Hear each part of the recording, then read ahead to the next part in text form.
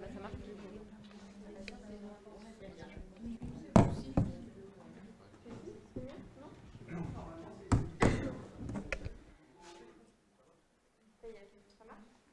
Il faut l'activer sur voilà. Ouais, il ne tient pas. Alors, non plus.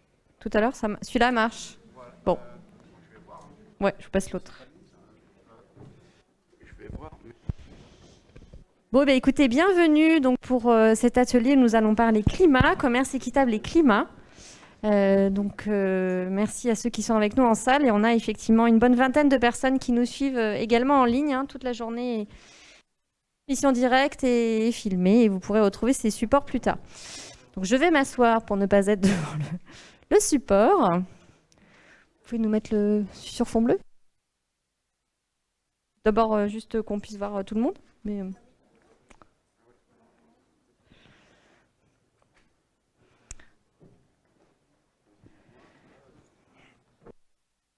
atelier, on va réfléchir effectivement, on va revenir un petit peu sur les enjeux. Ça marche pas, hein. On a vu ce problème de micro, si, c'est bon. Et on va essayer de réfléchir effectivement comment le commerce équitable solution assez thématique. Et donc on aura des exemples. Donc on a avec nous des représentants de Solidarmonde, Yannick et Églantine, des représentants d'une filière soja dans le sud-ouest avec Emmanuel d'Agribio Union et Anne Moulis de Nutrition et Santé. Et donc on va voir ces deux exemples-là et puis on ouvrira bien sûr une discussion pour voir ce que ça vous inspire. D'autres positions de levier qu'on pourrait activer pour aller plus loin. En introduction, moi je voulais vous dire quelques mots d'introduction sur se redire pourquoi finalement cette question climatique concerne le commerce équitable et sur quel levier en fait on peut participer à jouer. Donc ça a été dit ce matin, mais donc effectivement l'agriculture et l'alimentation, c'est un tiers des émissions de gaz à effet de serre au niveau mondial, donc c'est pas un petit sujet. Donc il faut qu'on se préoccupe effectivement dans nos systèmes alimentaires, globalement, de pouvoir atténuer le dérèglement climatique. Si on regarde les choses de manière un peu plus précise, je peux en fait passer les slides, pardon. Merci. Voilà. Donc si on regarde les choses de peu plus précise, qu'est-ce qui là-dedans touche l'impact des changements climatiques. Donc on a effectivement la question du méthane, ça a été évoqué ce matin, donc c'est très lié aux questions d'élevage.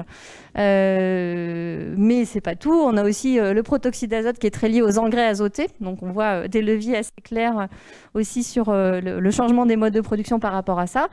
On parle souvent de la question, voilà, on l'a évoqué un peu ce matin, cette histoire de relocalisation qu'on peut comprendre de différentes manières, mais les transports ne sont pas absents des systèmes alimentaires bien sûr, mais c'est pas le plus gros sujet, en tout cas pas le seul. Voilà, là on a un chiffre qui dit que c'est 19% des émissions des systèmes alimentaires, donc on voit que c'est multifactoriel, il y a différents sujets. Donc l'agriculture, l'alimentation, elle participe finalement au changement climatique et donc changer les pratiques, ça permet aussi d'atteindre cet impact, le changement climatique tout simplement. Mais c'est aussi l'activité humaine sans doute parmi les plus touchées par le changement climatique lui-même. Donc voilà un des petits schémas qu'on peut voir où effectivement quand le climat change, les régimes de précipitation vont avoir plus d'épisodes extrêmes de sécheresse ou d'inondations, de pluie. Les températures bien sûr évoluent et leur évolution même au cours d'une année peuvent être très différentes d'une année sur l'autre. Donc bien évidemment tout ça affecte énormément les rendements agricoles et la manière de conduire une exploitation agricole. La petite carte là qui est derrière montre que les changements et les risques de très forts changements sont encore plus forts dans les les plus pauvres, donc globalement dans le sud de la planète, donc ça concerne d'autant plus, j'allais dire, le commerce équitable dans sa version internationale que les pays qui sont déjà en situation difficile. Mais la France est aussi concernée, et donc je vous ai mis un petit schéma qui montre en fait l'évolution de la température moyenne annuelle, en fait en termes d'écart, et on voit que quand même les choses partie, change très très fortement, que les agricultrices françaises ont aussi fort des écarts de climat qui se font de plus en plus forts et c'est déjà aujourd'hui. Bah, je ne sais pas, j'enlève mon masque. Ouais. Ça ira mieux, c'est le masque? Ouais, c'est mieux. Super, je suis libérée. Donc voilà, donc le sujet nous concerne beaucoup et donc le commerce équitable, il peut effectivement activer des leviers clairement. Alors j'en ai mis quelques-uns là qui apparaissent assez clairement dans la réflexion et qui vont être illustrés par les exemples aussi qu'on va voir juste après. Donc effectivement, il y a la question d'une alimentation. Un sujet important. La question tout simplement aussi des transitions, des modes de production, utiliser moins d'engrais, ça va faire moins de gaz à effet de serre, donc plus de bio ou plus d'écologisation des pratiques, on va dire. C'est aussi préserver les puits qui vont stocker du carbone, les forêts, les prairies, ou alors en recréer quand elles ont disparu. Et puis, bien sûr, la question des sphères de production et de consommation et leur rapprochement est un sujet qui est aussi présent. Voilà un peu pour quelques mots d'introduction pour qu'on soit bien persuadé que tout ça nous concerne et que dans les filières de commerce équitable, on peut agir clairement. Donc du coup, maintenant, je vais vous proposer une première illustration avec l'entreprise Solidarmont. Donc nous avons Yannick Chambon et Églantine Perrault qui sont avec nous. Et donc, ils vont nous parler de plusieurs projets. Donc, Solidarmont importe différents produits. Et donc là, on va parler café et cacao. Dans des exemples où finalement la relation de commerce équitable permet aussi de soit préserver, soit restaurer de la forêt, tout en permettant aux producteurs de vivre de leur métier. À vous. Pardon, juste en 2 mots. Donc, pour poser des questions, là, ça va être en live, enfin, en vrai. Et pour ceux qui suivent en ligne, par contre, ils peuvent poser des questions sur le chat. Alors, première chose, Églantine et moi, on est sous le terrain assez souvent. C'est l'intérêt un peu de notre intervention aujourd'hui. Donc, justement, posez-nous des questions. On est là. Le but, je pense que ce qui va être sympa, c'est de donner plein d'exemples sur ce qu'on peut voir dans les différents pays sur lesquels on est souvent. Donc, on va parler de deux exemples un peu phares de projets qu'on a lancés récemment. Donc, le premier, qui sont, comme disait Julie, sur des projets ou de protection de la forêt, ou alors de création de modèles d'agroforesterie. Donc dans les deux cas, on a cette souci de la partie forestière et bon, forestier, bilan carbone, enfin, qui est lié à l'émission bien sûr de CO2. Donc voilà. On peut commencer peut-être le premier slide. Excuse-moi. Ça marche. Donc le premier projet qu'on a lancé, on a une belle vidéo qui viendra dans les prochaines semaines. Donc ça, c'est un café qu'on a lancé à la fois en partenariat avec Biocoop et aussi, bien sûr, avec notre marque historique Artisans du Monde et notre réseau. Donc c'est un projet, c'est un très vaste réserve naturelle dans le sud-ouest de l'Éthiopie. On voit la petite carte en haut, là, en fait, tout en bas d'Éthiopie. C'est le parc de Benchmaji. Il faut savoir que en Éthiopie, et je pense même dans le monde, en fait, il n'y a que 2 cafés de forêt, en fait 2 zones de café de forêt qui existent. Donc Benchmaji est une des 2. Donc c'est un projet vraiment emblématique pour du café. C'est quoi un café de forêt? C'est un café en fait où naturellement le café pousse depuis des centaines et des milliers d'années. On aurait alors dans Benchmaji, tout au nord de Benchmaji, on daterait, alors c'est tout conditionnel, les premiers caféiers au monde sont originaires de cette zone-là. Donc on est vraiment sur des projets d'origine. On a recensé, des chercheurs ont recensé près de 4000 gènes de café. Je ne sais pas si vous vous rendez compte de la biodiversité, mais c'est incroyable. Et donc, dans cette forêt poussent des caféiers. Et c'est ces caféiers c'est là que vont cueillir nos 2 coopératives qu'on travaille, donc qui sont la coopérative de Fernica et d'Aman. Dans ce milieu très préservé. Donc un café de forêt, c'est un café où il y a beaucoup moins de densité de caféiers. C'est à peu près 500 à 650 plants de caféiers par rapport à une culture de jardin où on aura 2, 3 000, 4 000 plants. Donc c'est beaucoup moins dense. Et c'est un lieu où il y a des arbres très hauts. On ne voit pas très bien l'image, hein, c'est pas très bien. Mais on est des arbres qui font 5-6 mètres de haut. On a toute une végétation différente. On a 25, 30 variétés botaniques d'espèces différentes. Et on a même aussi sur place, notamment beaucoup de singes, beaucoup d'oiseaux. Donc toute une biodiversité animale. Donc non seulement on est vraiment en lien avec la présence de la forêt, mais aussi tout un écosystème qui est sur place.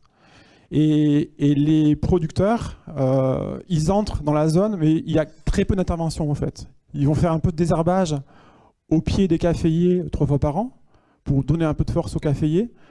La cueillette, quand c'est le moment, là en ce moment, en fait, entre octobre et novembre-décembre, en gros c'est tout. Il n'y a pas d'activité vraiment agricole, c'est plus, ils s'insèrent dans un milieu existant, tout en le respectant. Donc c'est quelque chose d'incroyable, comme je vous l'ai dit tout à l'heure, et je pense que c'est le seul endroit dans le monde où ça se fait. Donc voilà. Un autre exemple, alors ils font du café de forêt. Les cafés de forêt, c'est à peu près 20 000 hectares de superficie. Donc c'est une superficie importante, quoi. Et ça, c'est le café que nous, on lance en fait. Pour vous donner un contexte un peu plus global, vous voyez que là, on a en fait le village des producteurs. Donc on voit une espèce de route là, en fait, en terre qui traverse un petit bout. Il y a leur maison avec de la tôle de chaque côté. Et ce qui est intéressant, c'est que le café de forêt sera un peu plus loin. Et en bordure des maisons, juste derrière la maison, on voit les bananiers à l'écran, je ne sais pas si vous reconnaissez, il y a des fruitiers. Et là, ils ont aussi des cafés, qu'on va appeler plutôt des cafés de semi-forêt, de café de jardin, plutôt de cafés de, moi je dirais semi-forêt. Et là, on est sur un modèle agroforestier. Donc, c'est-à-dire que les producteurs, ils ont planté ces bananiers, ces goyaviers, différentes choses. Ils ont quelques vaches. Donc, ils vont apporter un peu d'engrais, notamment au pied, enfin un peu d'engrais, un peu de fertilisant naturel au pied des caféiers. Mais on voit que même là, en fait, ils sont insérés dans leur milieu et qu'il y a aussi toute une végétation qui pousse, qui renforce, mais qui est naturellement présente aussi, mais qui vont aussi en partie maîtriser, en partie remodeler. Donc ça, c'est deux exemples. C'est l'exemple typique du café de la bio sur des modèles agroforestiers. Où on a les caféiers, qui est un arbre d'ombrage, et puis au-dessus, quelques fruitiers, et au-dessus, quelques arbres un peu plus hauts, quelques arbres endémiques, en fait, un peu plus haut, parce que le caféier doit pousser son ombrage. Voilà, ça c'est un modèle typique, qui est chouette. Ce qui est particulier aussi assez coopérative, sur la coopérative, c'est plus de 20 000 producteurs, donc c'est important comme projet. Sur l'union de coopératives, pardon, c'est que ils ont eu des formations justement sur ces pratiques de respect de la biodiversité. Ils ont interdiction de couper les arbres. Et si ils ont, pour une raison très impérieuse, besoin de couper un arbre, ils ont pour obligation de le déclarer, donc via la coopérative, et puis pour obligation de planter 5 plants qui vont prendre le pas en fait. Donc d'une part c'est très contrôlé, et d'autre part, ça oblige aussi à re-ensemencer, on va dire. Et je vous donne un troisième exemple, qui est aussi assez emblématique de ce projet-là. C'est qu'on a le café de forêt, et on a aussi ce qu'ils appellent, eux, la forêt sacrée. Alors la forêt sacrée, c'est vraiment des territoires préservés. Il y pousse aussi du café sauvage, qui là est très peu cueilli. Mais surtout, c'est le territoire d'une grosse biodiversité, animale, végétale. Bon, j'ai parlé de singes, d'oiseaux, il y a aussi quelques léopards, enfin, on peut avoir même des animaux un peu plus emblématiques, un peu plus impressionnants. On voit d'ailleurs que les singes qui sont dessus là, ça c'est des photos qu'on a prises sur le terrain il y a 2 mois, donc c'est quelque chose qu'on voit assez facilement, aussi bien dans le café de forêt que sur la forêt sacrée, qui sont souvent plus hautes en altitude, un peu très isolés. Et là, ce qui est intéressant aussi, c'est que ces producteurs, ils ont aussi un rôle ils sont aussi les gardiens de la forêt.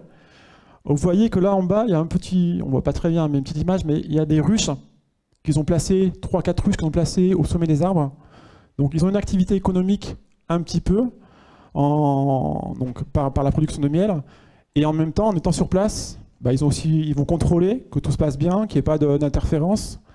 et ils participent donc aussi à cette protection. L'Union, enfin la coopérative a aussi ce rôle de protection, l'Union aussi, et même localement, l'État a aussi des personnes qui sont en charge de cette protection. Donc voilà, tout ça pour dire qu'on a les 3 plans, la forêt adaptée un tout petit peu avec du café qui pousse qu'on va accueillir, donc l'accueil sauvage, l'agroforesterie sur des modèles agricoles, et puis là, des réserves naturelles qu'on va protéger. Et dans beaucoup de nos projets, on a ces 3 plans en fait qu'on va retrouver. Voilà, je vais les donner la suite à Eglantine pour un deuxième projet de cacao. Et comment, en tant qu'importateur de commerce équitable, vous soutenez ça? Vous avez réussi à trouver un modèle économique qui permet de donner la valeur économique à ce patrimoine en fait Alors, naturel et sur la partie économique, c'est avant tout, je dirais, un choix de projet. C'est tout un... Voilà, on essaie à la fois de sourcer des projets à fort impact, bien sûr, en commerce équitable, sur la partie sociale. Et en tête que cette union de coopérative, elle était en difficulté. Il y avait peu de débouchés commerciaux. Et volontairement, on a voulu aussi soutenir ce type de projet. Et après, ce qu'on fait aussi beaucoup, nous, depuis déjà 2-3 ans, de façon beaucoup plus forte, c'est qu'on est sur ces problématiques de conservation, de protection.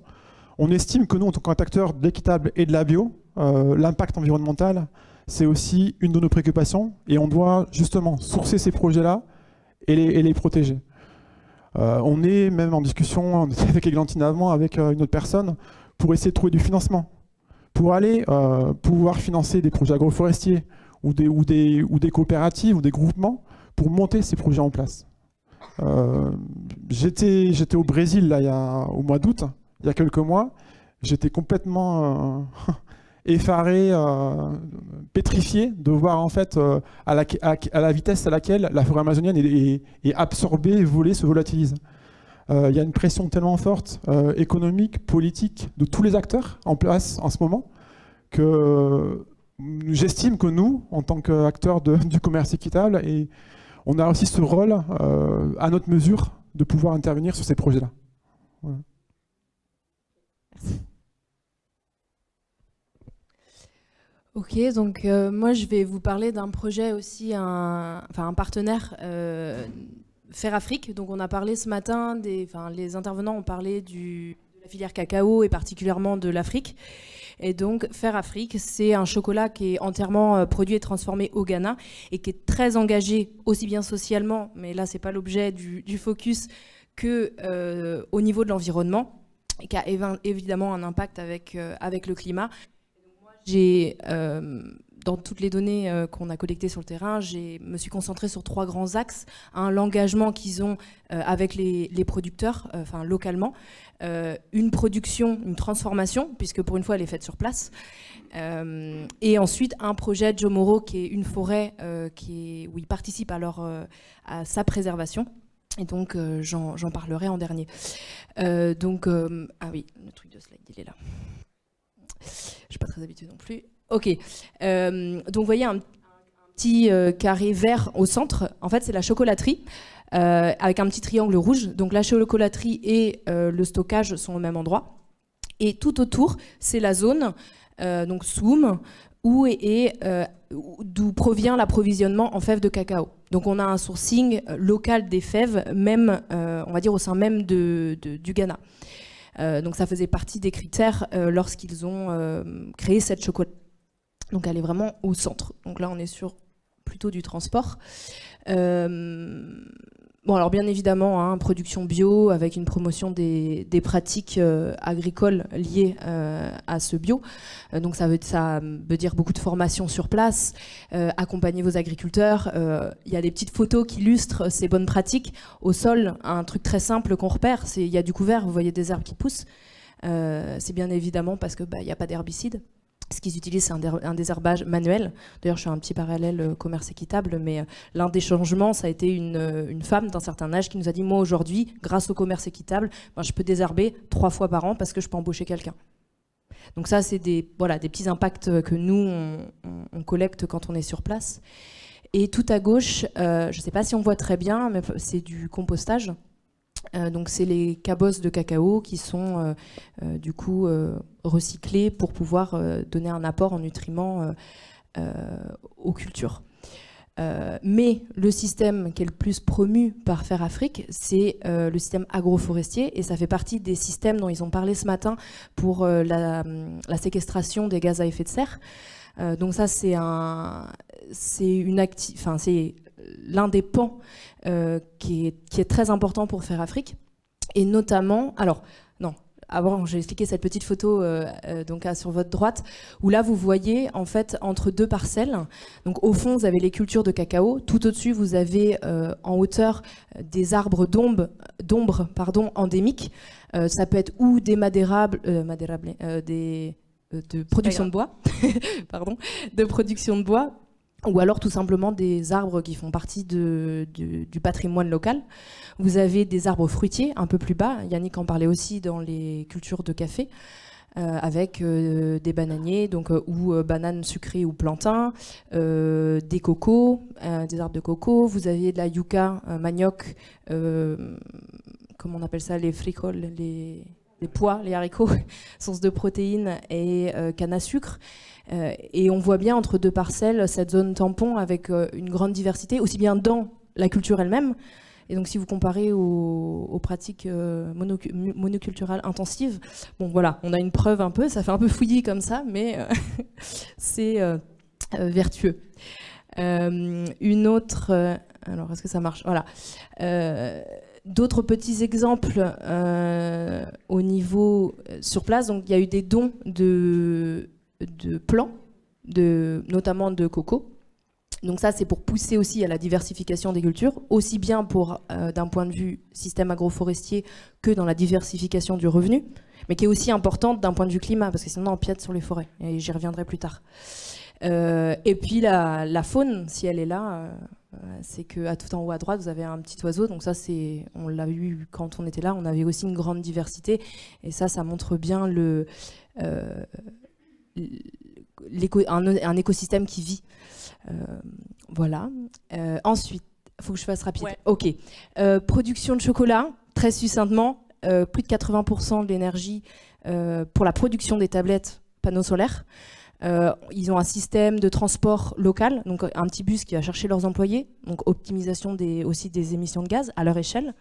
Un tri des déchets, un traitement des eaux, ils en ont parlé aussi ce matin, en osmose. Donc voilà, une production qui est vertueuse, parce qu'il n'y a pas que la production au champ pour l'engagement. Maintenant, le projet de Jomoro, c'est une forêt, une réserve de no-go, donc les hommes ne sont pas supposés rentrer dans cette forêt, qui est entre le Ghana et la Côte d'Ivoire.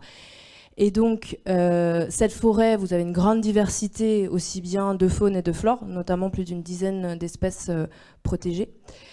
Et je parlais d'engagement au niveau climatique. Donc, cette forêt-là, il y a une séquestration des gaz. Et pour la protéger donc, de l'expansion, de la relocalisation des parcelles, donc l'utilisation aussi d'intrants chimiques qui peuvent affecter cette faune et cette flore, mais aussi du braconnage, de la collecte d'herbes, l'abattage des arbres, pour avoir une source de revenus supplémentaire. Donc il y a aussi, ces forêts sont aussi menacées par la baisse de revenus, non pas seulement par la parcelle en elle-même à proprement parler. Et donc pour pouvoir mitiger ces menaces, l'entreprise, la coopérative, les équipes terrain vont apporter des solutions, des outils comme les formations, comme un complément de revenus avec une prime ou avec une diversification des cultures. Donc voilà, c'est quelques exemples. Le don ou pas, dans ce cas-là, ils sont donnés, mais des intrants. Voilà. Donc il y a des actions qui sont mises en place pour préserver cette forêt. Il faut savoir qu'effectivement, Ghana et Côte d'Ivoire, les forêts, c'est compliqué de les préserver. Donc c'est un très beau projet, Faire Afrique. Voilà, j'ai terminé. Merci beaucoup. On peut prendre quelques minutes de questions sur ces projets en Éthiopie et au Ghana. Qu'est-ce que ça vous inspire? Bon, déjà bravo. Oui, André. Peut-être prenez le micro pour que les gens qui nous suivent. Oui, je disais, en ce moment, est-ce que c'est pas un peu compliqué d'aller en Éthiopie avec ce qui se passe, c'est en train de se préparer? Je sais pas, j'ai pas la réponse. Ouais. Enfin bon, ça... Oui, Oui. bon, c'est avec beaucoup de tristesse qu'effectivement j'entends les événements qui se passent, qui sont déjà en route. J'espère que voilà, ça va se résoudre rapidement, mais personne n'a la réponse à ça, hein. Oui. Puis une autre question. Mais pour répondre à ça de façon plus pratico-pratique pour nous, quoi qu'il arrive, même si la situation politique se dégrade, on est aussi nous présents, quelquefois dans une zone de conflit. On est aussi au Congo, sur de l'achat de café. Et le rôle d'une entreprise de commerce équitable comme nous, c'est justement, malgré les difficultés, continuer à être présent. Donc je trouve que c'est une question juste et justement, c'est notre rôle aussi.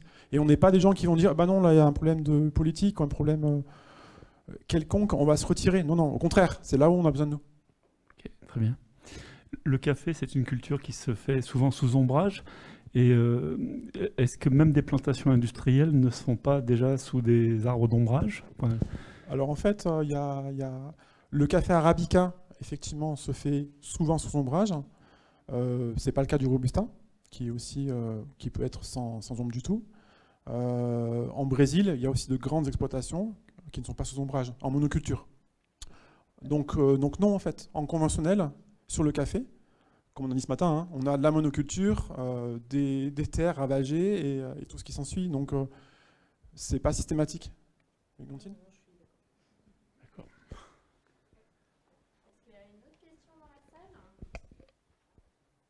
Ouais. Au fond, là, je sais pas comment on va faire.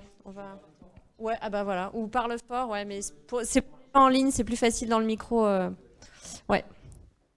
Ouais, il y a deux questions en fait. Après, Benoît, tu peux.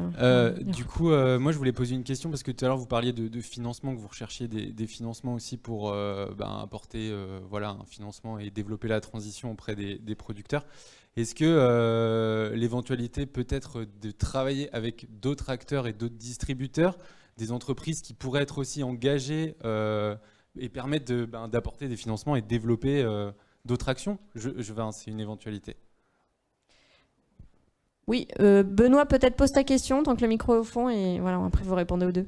Ok, alors Benoît, bioéquitable en France. Moi j'avais une question concernant l'arabica, puisque j'ai cru, alors c'est en lien justement avec le sujet, le climat, puisque j'ai cru comprendre que la plante était très sensible à la chaleur. Est-ce que tu peux nous en dire plus, Yannick, sur ces questions-là? Parce que ça veut dire, est-ce que demain on pourra continuer à boire du café arabica ou est-ce qu'il va falloir se rabattre sur le robusta? Voilà, c'est la question. Vas-y. Alors, je vais commencer par la question de ta question. Elle est très intéressante. Alors effectivement, je te confirme que dans plusieurs pays, l'arabica a une espèce le café peut choper une espèce de moisissure et ne pas produire. Donc il y a des variétés spécifiques effectivement dans certains pays qui ne donnent plus. Donc ce qui se passe, c'est qu'ils mettent une variété pour la remplacer. Peut-être qu'un jour, effectivement, ça ira tellement loin qu'on n'y arrivera plus. Je rebondis sur le projet Éthiopie. C'est toutes ces variétés anciennes, cette génétique préservée, qui fait aussi que dans 20 ans, si le climat est trop modifié, peut-être qu'on pourra retrouver, recréer des hybrides qui seront plus résistants. Alors, on a aussi ce potentiel génétique-là. C'est ça derrière, ce qui est derrière ce projet. Après, effectivement, que ce soit en cacao, que ce soit en café, oui, il y a beaucoup de pays, des producteurs qui souffrent de perte de rendement, de maladies, et souvent c'est très ciblé sur une variété ou une autre. Églantine, peut-être je suis sûr. Non, je rejoins ce que tu disais, notamment sur les hubs de biodiversité, qui sont en fait à protéger aussi bien pour le climat, mais aussi pour nous, d'un point de vue agriculture. Demain, on aura sûrement besoin et on ira sûrement chercher des solutions.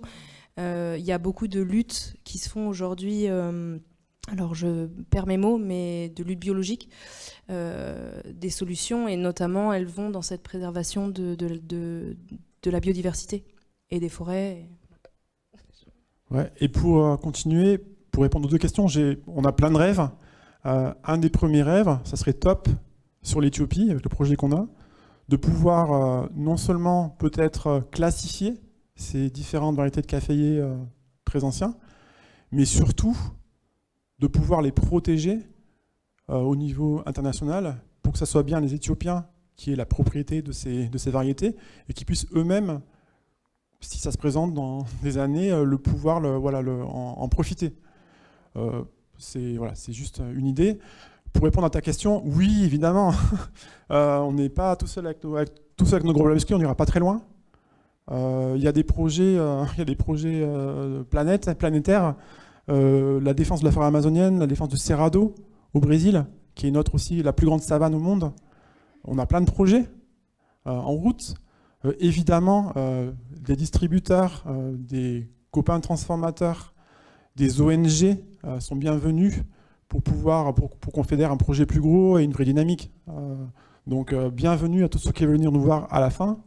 On échangera nos contacts. Et le but, c'est effectivement de créer un mouvement. On ne va pas faire ça tout seul avec nos petits bras. Est-ce qu'on a eu des questions Non, pas de questions. Bon, et ben du coup, on va clôturer cette partie-là.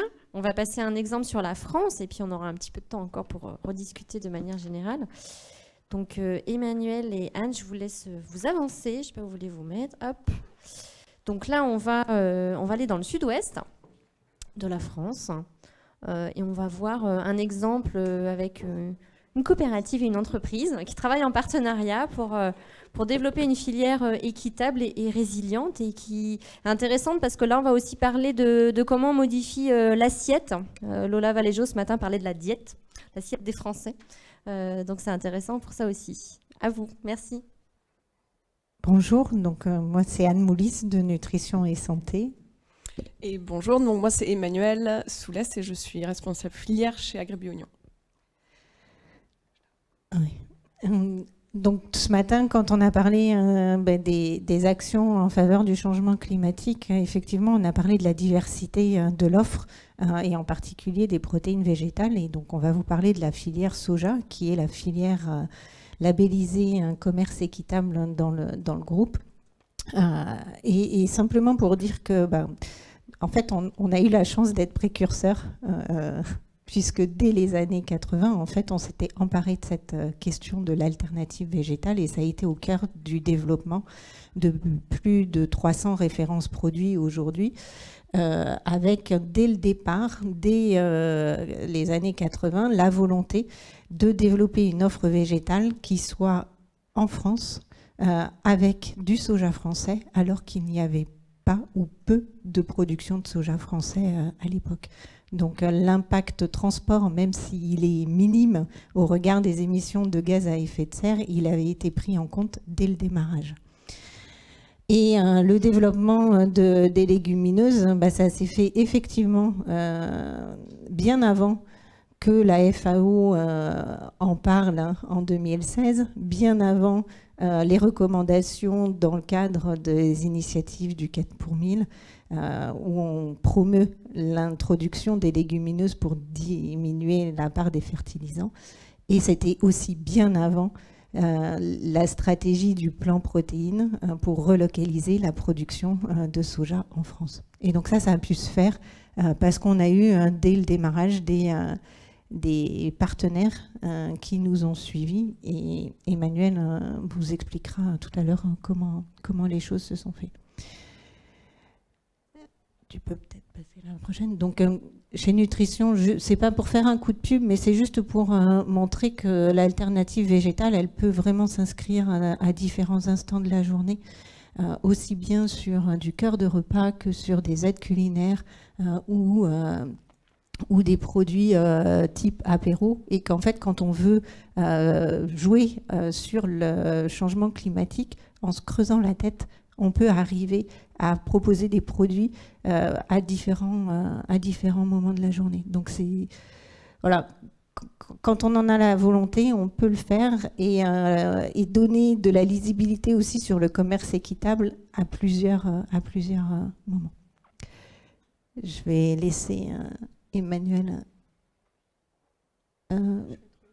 Oui, voilà. Donc, je vais rapidement vous présenter un petit peu où on est, qui on est. Donc, AgriBioUnion, c'est une coopérative donc 100% bio, 100% origine sud-ouest. On est spécialisé donc en grande culture. On est sur 2 régions, donc Nouvelle-Aquitaine et Occitanie. On gère à peu près 100 000 tonnes de collecte sur 17 départements.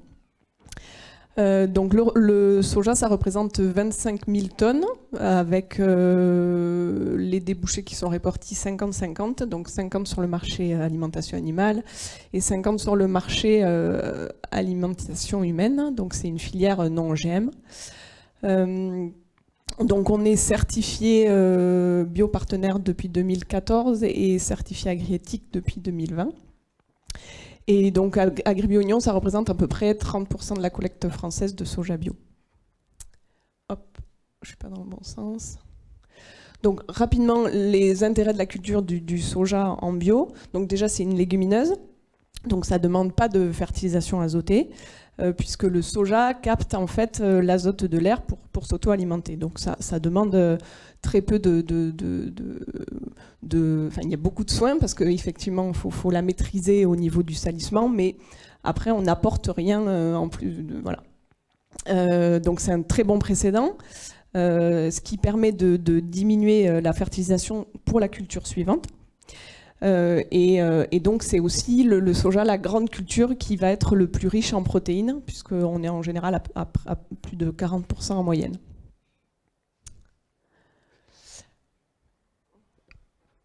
Là-dessus, on passera vite parce que si on veut garder du temps pour les questions, mais juste pour rappeler que en fait, la démarche commerce équitable, elle date pas d'hier chez Nutrition et Santé, même si elle n'était pas labellisée dès le départ, puisque entre 80 et on va dire les années 2010, on faisait du commerce équitable sans le savoir, avec la création d'une association qui regroupait les organismes de production. Et nous, en tant qu'industriels, pour mener à bien des projets divers et variés qui avaient soit des bénéfices pour l'amont agricole, soit des bénéfices qui pouvaient être transcrits après au sein de la chaîne de valeur avec des financements d'outils, avec de la recherche variétale, avec des projets aussi autour de l'optimisation du produit livré par rapport au calibrage des graines pour arriver à avoir des bénéfices communs. Et c'est qu'en 2010, réellement, qu'on a été certifié et qu'on s'est engagé plus activement dans le commerce équitable. Et derrière, ce que je voulais... Ouais. Là, c'est peut-être toi qui en parle plus, mais le commerce équitable nous a vraiment aidé à favoriser la culture du soja bio, et donc foncièrement, on favorise par cette culture-là la réduction de l'empreinte carbone, et on favorise des actions au niveau agricole sur la réduction de l'impact du changement climatique. Mais Emmanuel va vous donner plus de détails. Donc effectivement, donc la filière, juste en quelques chiffres, la filière Sojadoc, qu'on appelle la filière Sud-Ouest non OGM, qu'on a créée ensemble. Donc le besoin de la filière en 2002 était d'à peu près 1000 tonnes, 1100 tonnes. Et pour cette année, on arrive à 2150 tonnes, donc ça progresse. C'est une filière qui est relativement dynamique, et nous, à l'échelle d'AgribioUnion, le fait d'avoir été en filière, ça a vraiment été un levier, notamment pour les conversions en bio, puisque c'est une culture qui est très attractive, nous, sur le terrain, et on va dire que tous les producteurs font du soja en sec ou en irrigué, parce que ça permet vraiment de sécuriser la rentabilité des exploitations. Voilà, c'est... contrairement à d'autres filières végétales, celle-là est très active et relativement rentable, qui permet d'équilibrer les exploitations. Voilà, donc c'est très bien adapté à notre région, à notre terroir, le Sud-Ouest, parce que déjà, il y a un potentiel de rendement qui va être très proche du conventionnel. Ça va se suivre assez proche du conventionnel, et on a des résultats qui sont très compétitifs. Et c'est vrai que de proposer cette culture en filière, ça permet de solidifier un petit peu, et clairement les producteurs ils vont systématiquement sur ce type de filière, et donc des marges plutôt attractives grâce à cette filière et ce marché alimentaire. Donc nous, on a à peu près doublé en 7 ans d'activité. Là, on a à peu près doublé sur cette filière le nombre de producteurs de surface et tonnage. Ça évolue tous les ans et notamment ces dernières années où, voilà, effectivement, là, on a des prix du soja qui sont très intéressants. Alors, on ne va pas dire que c'est grâce au soja qu'on peut atteindre les objectifs nationaux de conversion des terres en bio, mais bon, on n'en est pas loin quand même. Donc, sur l'objectif de réduction des phytos en France, c'est un bon levier. Donc, on voulait juste illustrer aussi quand même plus particulièrement sur la thématique climat les actions qu'on a pu mener grâce à la structuration commerce équitable dans le projet filière soja. Donc au départ, quand on avait le fonds de développement qui était à 0,5%, on a mené des actions collectives au sein de la filière avec essentiellement des actions autour de l'analyse du cycle de vie pour voir quel était l'impact de notre filière soja française par rapport à du soja d'importation.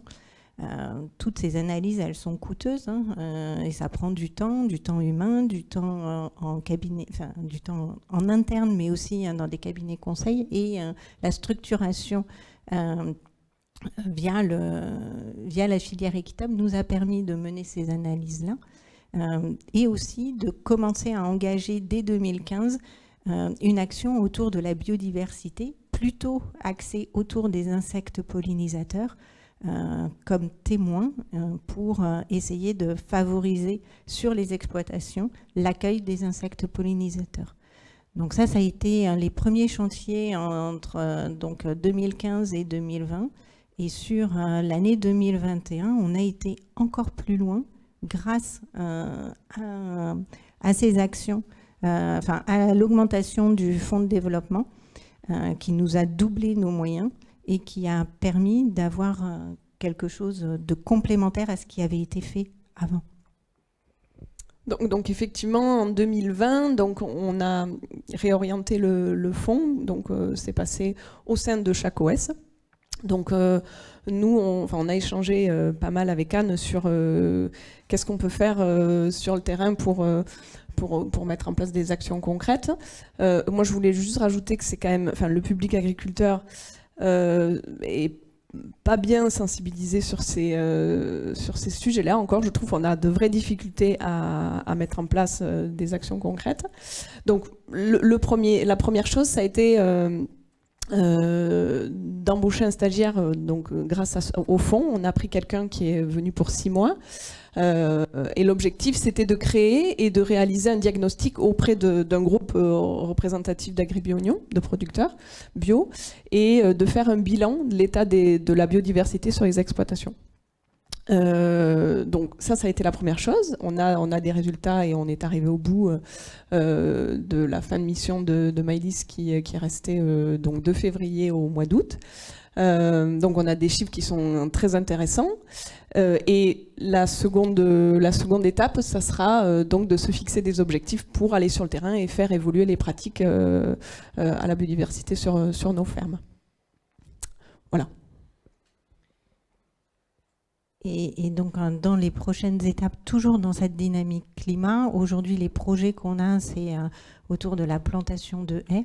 On va pas, alors ça paraît un peu anecdotique peut-être de se réengager dans de la plantation de haies, surtout quand on a entendu parler de protection de forêt à haute valeur environnementale tout à l'heure en Afrique. Mais finalement, les choses ne sont pas si simples que ça. Et il faut quand même encore de l'énergie aujourd'hui pour arriver à convaincre les agriculteurs de remettre des haies sur leurs exploitations. Tu souris, mais voilà, on sait que c'est pas si simple. On aimerait pouvoir mettre en place des kilomètres et des kilomètres de haies, mais quand on arrive à motiver un agriculteur à en mettre 200 mètres linéaires, des fois on est déjà content. Donc il faut qu'on aille plus loin, il faut qu'on généralise ces pratiques-là, parce que c'est aussi des réservoirs de biodiversité, parce que c'est aussi des endroits où du coup on va pouvoir recréer des écosystèmes qui vont nous permettre de réduire la pression maladie derrière et améliorer aussi les rendements, parce que des années comme cette année, il y a eu, même s'il y a eu de la pluie cet été, on a eu des difficultés sur certains bassins avec des baisses de production de l'ordre de 20% parfois. Donc c'est bien qu'il y a quelque chose qui se passe. On a aussi toute la problématique autour des couverts végétaux en hiver.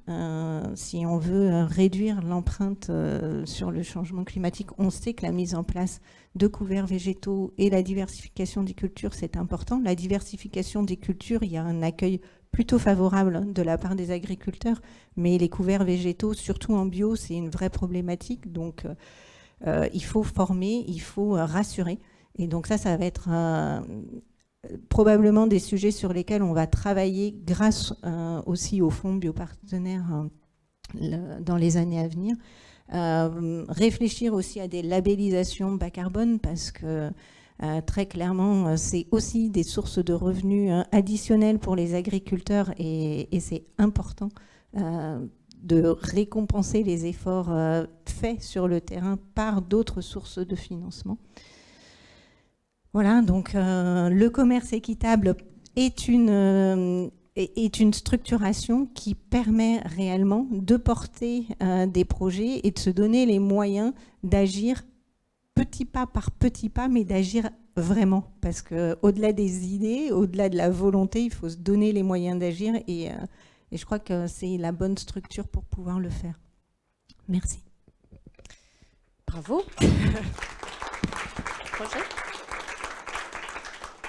Donc on a 10 petites minutes, le temps file très très vite pour échanger avec vous. Oui, Sylvain.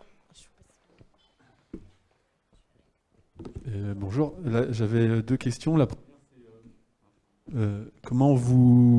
c'est quel regard vous portez sur le conflit d'usage qu'il peut y avoir sur le soja, alimentation humaine, alimentation, et sur l'avenir du coup, qu'est-ce que ça demain amènera sur la filière, conflit d'usage alimentation humaine vs alimentation animale, monogastrique notamment, et puis ruminant quand même un peu.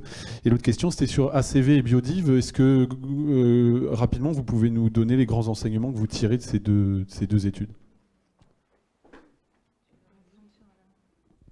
Merci. Alors, la question du conflit d'usage, elle est particulièrement vraie cette année. En tout cas, elle est exacerbée cette année. C'est clair que c'est une problématique qu'on va être amené qu'on prend en compte, et en particulier dans la réflexion autour de la question du prix. Parce que ce n'est pas tant la question de la disponibilité. Aujourd'hui, de la disponibilité, il y en a. Mais ça va nous amener à reconsidérer notre manière de négocier. Et on va très probablement ne plus s'attacher à un équilibre de rentabilité ou de concurrence avec d'autres cultures, comme on a pu le faire dans les phases de progression et de montée en puissance de la production de soja. Mais justement, de tenir compte des évolutions de l'alimentation animale pour préserver un différentiel suffisant pour garantir des volumes en alimentation humaine. Sinon, la tentation, elle est très grande de rester uniquement en alimentation animale à moindre effort. Donc, à nous de rendre la filière plus attractive en humain. Donc ça, c'était pour la première question. Sur la deuxième question, sur les grands enseignements de l'ACV menés en 2012, très honnêtement, en 2012, moi, je ne m'occupais pas de la filière soja, donc j'ai vu des chiffres, mais je ne saurais pas vous redire quels étaient les effets principaux. Je pourrais les rechercher, si vous me laissez une carte, je pourrais vous les redonner, parce que les données, on les a, mais je ne les ai pas en mémoire. Et sur la biodiversité, dans les grands enseignements, est-ce que vous pouvez préciser votre question, parce que sur les diagnostics qu'on a pu réaliser, on a des données sur notre filière, mais ce n'est pas forcément généralisable à toute la filière soja du Sud-Ouest. Donc,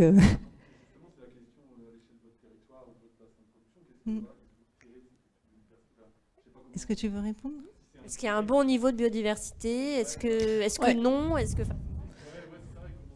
Non, mais ça a été. Alors, nous, on s'est appuyé sur un travail qui avait été fait par le Synabio, qui a travaillé sur des indicateurs de progrès en faveur de la biodiversité.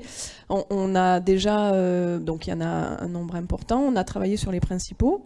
On a travaillé sur la couverture du sol en hiver. On a travaillé sur la diversité des assolements. Voilà, et la proportion des IAE, merci. Et nous, dans le sud-ouest, donc on est relativement bien lotis, effectivement, puisque on a pas mal de choses qui sont déjà... On s'est rendu compte qu'on était, par rapport à ce qu'avait préconisé ou conseillé le Synabio, on est au-dessus, en tout cas, sur tous les principaux indicateurs à 2023, hein, parce qu'après il y a d'autres objectifs un petit peu plus loin qui sont plus ambitieux, mais en tout cas, sur les principaux et sur les années proches, on est bien lotis, parce que le sud-ouest, on a quand même pas mal de haies, notamment, déjà au niveau de la diversité d'assolements aussi, nous on a quand même pas mal poussé sur la diversité avec de nouvelles filières comme les orles brassicoles, les blés biscuitiers, on fait du lin, de la lentille rose. Donc voilà, ça a permis de diversifier. On a vraiment proposé à nos producteurs des choses, voilà, des assolements qui peuvent être très longs. Et donc voilà, donc plutôt très positif, quoi. Voilà, et surpris des bons résultats. Le point faible étant la couverture en hiver, qui est très soumis à la rotation et aux conditions aussi climato au moment des semis. Donc là, on sait qu'on a du travail à faire et c'est pour ça qu'on l'a aussi identifié comme axe à travailler dans les années futures. Ouais. Ouais.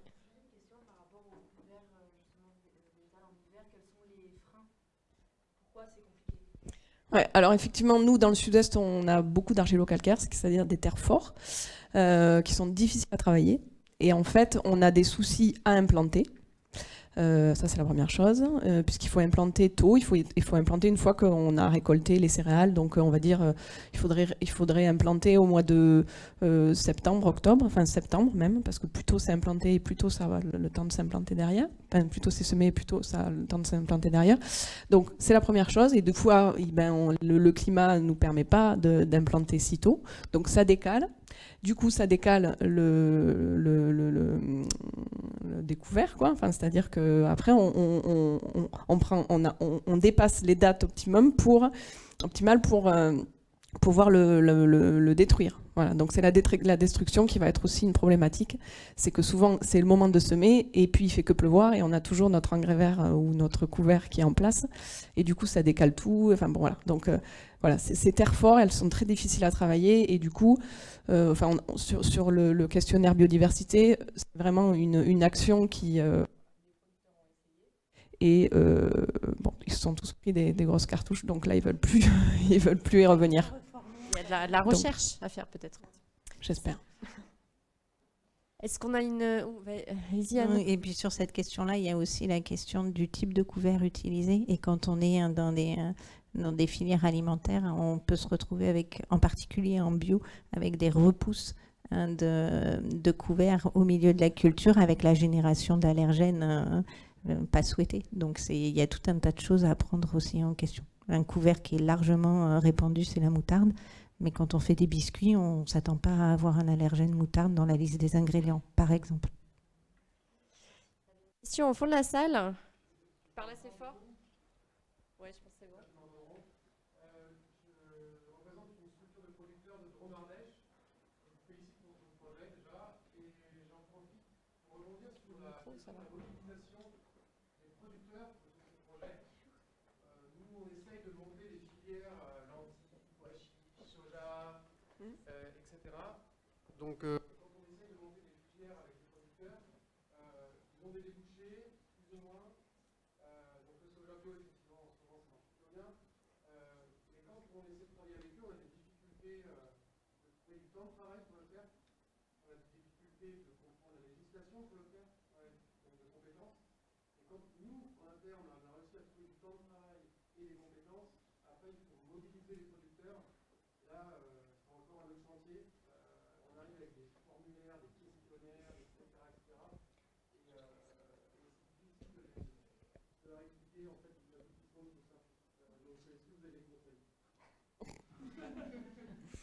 Donc je vous rejoins Un carrément. prix et des volumes, non? Déjà, des contrats avec des prix et des volumes, c'est bien. Ouais, mais ça suffit peut-être pas. oui, ça suffit pas. Enfin, si, effectivement, ce qui est moteur quand même, c'est le prix, ça c'est vrai. Nous, on est. Enfin, moi, du coup, c'est tout mon temps de mobiliser les équipes qui sont sur le terrain, qui vont eux mobiliser les agriculteurs. Donc déjà, je perds un peu de. Entre-temps, il s'est passé plein de choses et j'ai plus beaucoup de candidats. Mais effectivement, des conseils, c'est y passer du temps. C'est y passer de temps pour leur expliquer et prendre le temps de leur expliquer. Et moi, je trouve que les équipes terrain, ils ont beaucoup de choses à faire avec les producteurs, c'est-à-dire leur vendre des semences, faire des assolements. Et donc, ils n'ont pas le temps d'aborder ces sujets-là, même si, quand même, quand on va les voir et que ils subissent un peu le truc, hein, parce que nous, on est très moteurs, mais c'est vrai que voilà, c'est beaucoup d'énergie. On travaille souvent aussi avec un groupe de producteurs motivés, donc on prend les plus motivés quand même. Voilà, mais ouais, je pense que c'est du temps et il faut trouver des choses attractives pour les faire venir. Mais non, mais c'est vraiment compliqué, je vous rejoins. Je dirais juste un truc, si vous montez votre filière tout seul sans industriel derrière, c'est pas perdu, mais presque. Il faut, je pense qu'à chaque fois qu'on a pu avoir des temps d'échange entre industriels et producteurs, ça a systématiquement redynamisé les groupes aussi. Et bien, je crois que la communication, c'est une des bases dans le commerce équitable, c'est de prendre le temps de se connaître, d'apprendre les métiers des uns et des autres. Mais ça, c'est vraiment essentiel. Et si on ne consacre pas suffisamment de temps à ça, ça ne marche pas. Ou ça s'essouffle très vite. Parce qu'aujourd'hui, il y a tellement de choses qui peuvent être attirantes par ailleurs qu'il faut être présent. Ouais, et il faut effectivement leur raconter une histoire aussi. Voilà, c'est prendre le temps de leur raconter une histoire et les faire rêver sur voilà. Mais c'est vraiment prendre le temps et leur raconter une histoire concrète, quoi, et qui a des valeurs et tout ça. Ça les touche quand même un petit peu quand on parle de valeurs, voilà. Donc de maintien de filière, c'est ça. Je crois qu'on va rester sur cette belle image de partenariat. Frustrant, on manque de temps. Bravo à vous, merci pour avoir partagé. Moi, j'ai beaucoup aimé parce que Anne, vous avez dit, comme si en fait, Nutrition et Santé contribue à ce fonds de développement et vous en avez parlé comme si c'était des moyens qui vous arrivaient, alors quelque part, vous en êtes acteur. Et j'ai trouvé que c'était très intéressant comme manière d'être. Voilà, du coup, vous êtes toutes les deux vraiment actrices de ce projet. Chacun avec sa contribution, j'ai trouvé ça vraiment intéressant comme manière de présenter du coup. Eh bien, écoutez, merci d'avoir participé à cet atelier. Vous pouvez encore échanger entre vous. Vous pouvez reboire un café, un thé, un chocolat, ce que vous voulez. Et cette fois-ci, il faut monter. Ça change, on ne descend plus, on remonte. Voilà, c'est à côté de la salle Mirabel. Il faut vous trouver un escalier qui monte un peu derrière là. Et on se retrouve donc dans un quart d'heure, à moins le quart. Voilà, pour parler de lait, pour ceux qui restent dans cette salle. Merci beaucoup.